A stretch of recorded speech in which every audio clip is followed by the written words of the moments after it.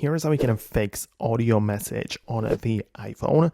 Let me guide you through some possible problems or scenarios and let's get it fixed right now. So if you're new here, most definitely subscribe for more tips and videos like this one. Okay, so the most common reason or the blueprint behind some issues with audio messages is that you're trying to send the audio message to different kinds of people, right? Or different types of phone numbers, right? Because there are obviously the iMessage users, which you send messages to them through the blue text bubbles, which means that everything is done over the internet. You can obviously send audio messages and stuff like that. But if you are sending stuff over green messages, the text bubbles over regular SMS, then, well, that doesn't really support the audio messages.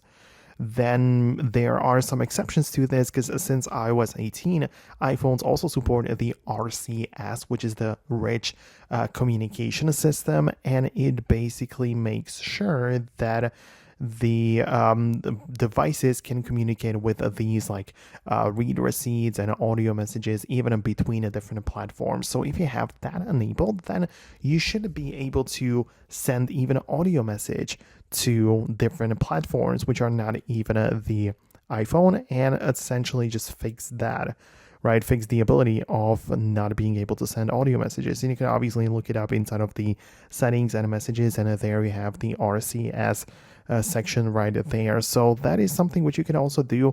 Outside of that, when it comes to messages updates, you can only update the message app when you update your entire iOS. So it would make sense to just open up the settings, general, and a software update and get the latest version to see if it makes any difference or if it helps you get the latest stuff and potentially fix audio messages. So I hope that I can help you out with it.